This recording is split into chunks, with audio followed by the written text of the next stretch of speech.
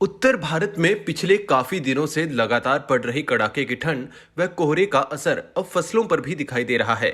ऐसे में अंबाला कृषि विभाग के डिप्टी डायरेक्टर गिरीश नागपाल ने बताया कि अब की बार सर्दी का सीजन लंबा चला है और गेहूं की फसल को जो न्यूनतम तापमान चाहिए होता है वो पर्याप्त मात्रा में मिला, लेकिन इसके अलावा अन्य फसलों को कोहरे से बचाने के लिए किसान फसल की हल्की सिंचाई करें व 0.1% सल्फर का छिड़काव करें। उन्होंने कहा कि आलू की ज्यादातर फसल कट चुकी है। जिन किसानों के पास अभी फसल खड़ी है तो हल्की सिंचाई की सिफारिश की जाती है। उन्होंने कहा कि आने वाले समय में हल्का तापमान बढ़ने के साथ गेहूं में येलो रस्ट आने की संभावना से इनकार नहीं किया जा सकता।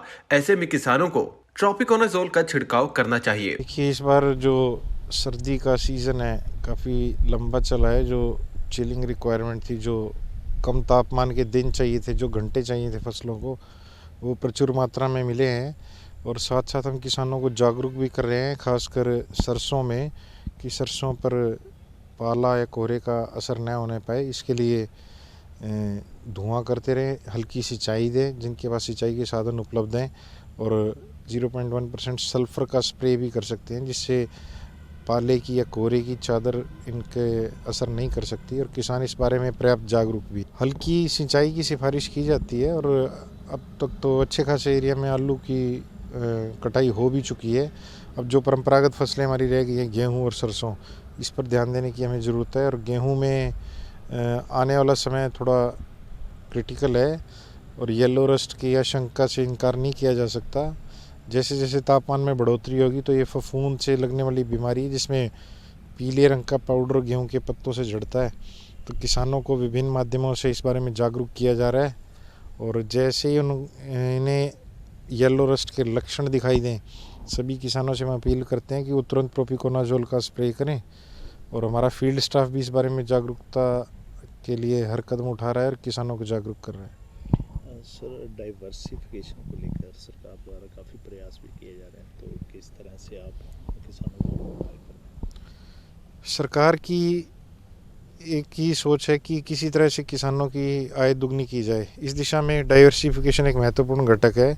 जैसे कि ये आज इन खेतों में हम देख सकते हैं कि अलग अलग तरह से ये चारे की फसलें भी हैं, गेहूं है, सरसों है, और प्रोटीन आपूर्ति के लिए इन्होंने फलियां भी लगा रखी हैं।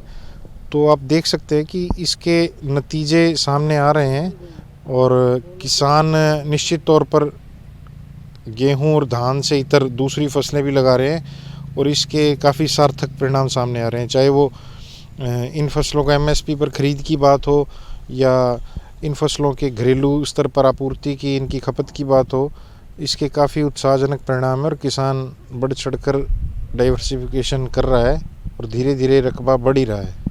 सरकार किसानों को समय समय पर सब्सिडी पर कृषि यंत्र उपलब्ध कराती है।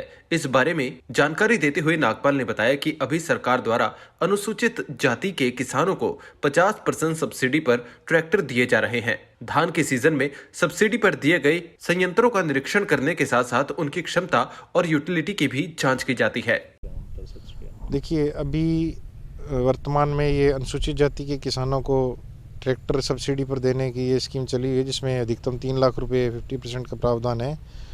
तो इसके ड्रा के माध्यम से इसका चुनाव किया जाएगा। इसके अलावा जितने भी ज़िले में सीएचसी कस्टम हायरिंग सेंटर हैं, वो सभी कार्यरत हैं।